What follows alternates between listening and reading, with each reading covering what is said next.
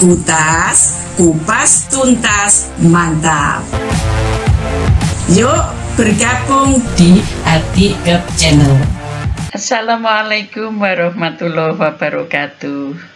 Selamat bertemu kembali dengan Adik Gep Channel. Pada pertemuan kali ini kita akan membahas tentang toxoplasmosis.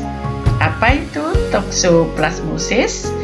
Toxoplasmosis adalah suatu infeksi toxoplasma dapat menyerang pada manusia akibat termakannya spora Toxoplasma gondii.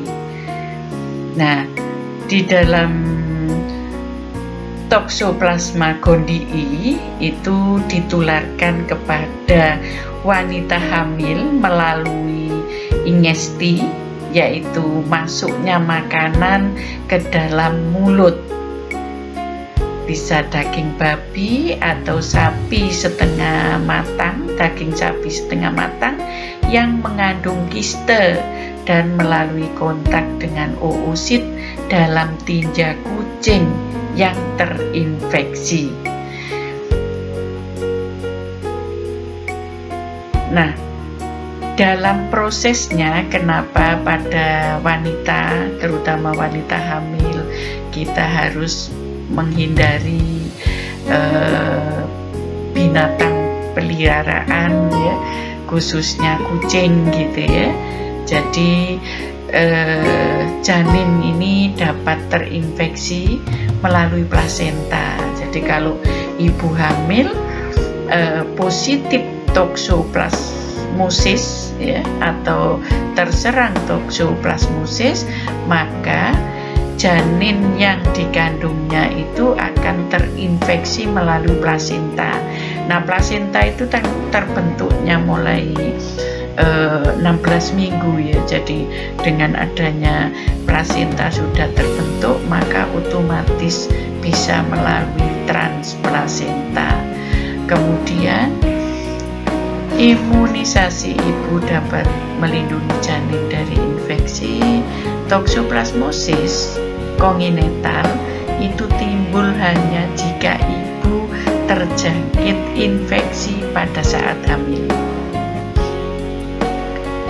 Nah, penyebabnya, ya, penyebab dari toxoplasmosis itu sendiri adalah makan daging yang mentah, ya, daging yang mentah yang mengandung toxoplasma, sayuran yang terkontaminasi kista, telurnya kista toxoplasma, kemudian melalui tangan yang terinfeksi, misalnya petugas laboratorium, perkebunan, ya, orang yang mengelola perkebunan, kemudian mengelola peternakan dan lain-lain yang kontak, ya. Kemudian kontak tidak sengaja dengan tinja kucing, bermain dengan kucing selama hamil, kucing yang mengandung Toxoplasma gondii. Kemudian manifestasi klinis yang bisa dilihat dari ibu hamil yang terkena infeksi, kadang gejalanya itu tidak spesifik, ya, tandanya tidak spesifik. Akan tetapi ada beberapa, ya, manifestasi klinis yang ditemukan pada penderita infeksi toxoplasmosis adalah pertama, pembesaran kelenjar getah bening disertai rasa nyeri.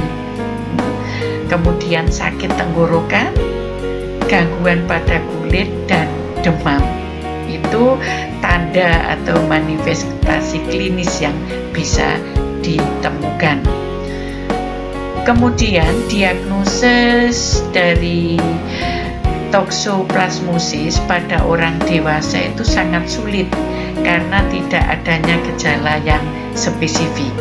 Nah, diagnosis pada umumnya didapat melalui uji serologi rutin pada kehamilan muda. Jadi sebaiknya ya ibu hamil itu memeriksakan untuk toksoplasma test itu. Memang harganya lumayan ya, tetapi kalau ingin men-screening supaya kita tahu bahwa kehamilan kita aman, maka tidak ada salahnya bahwa ibu memeriksakan toksoplasma test. Kemudian efek pada ibu itu sendiri, terutama pada ibu-ibu hamil, maka bisa menyebabkan terjadinya abortus. Makanya kalau ada abortus habitualis atau abortus yang berulang-ulang lebih dari 3 kali berturut-turut abortus terus, tolong cek untuk toksoplasmanya.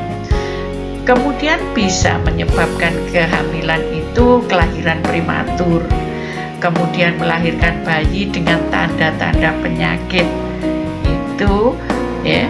Kemudian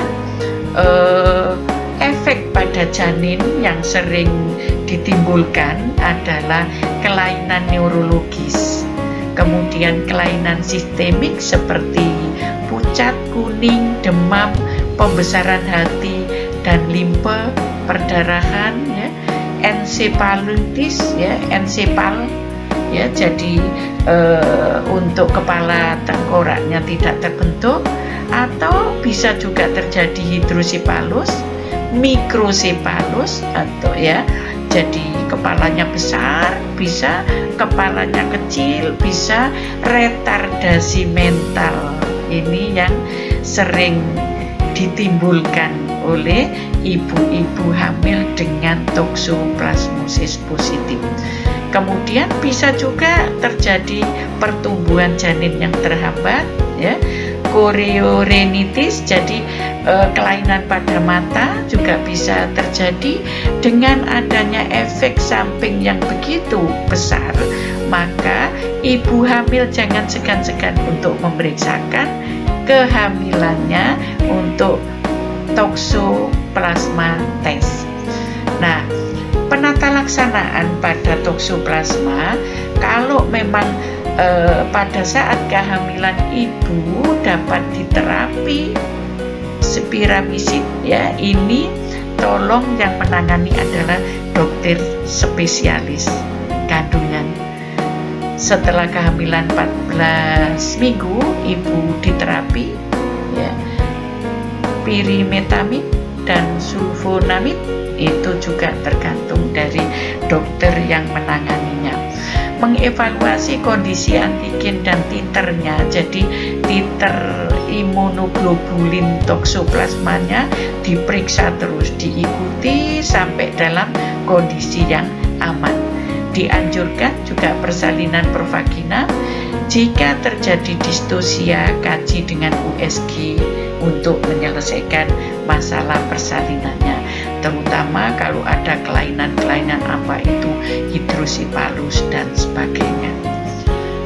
Untuk itu, maka kalau sudah kehamilan, kemungkinan ada tanda-tanda manifestasi ke toksoplasma positif, jangan lupa datang ke fasilitas kesehatan, kemudian kontrol ke ahlinya ya.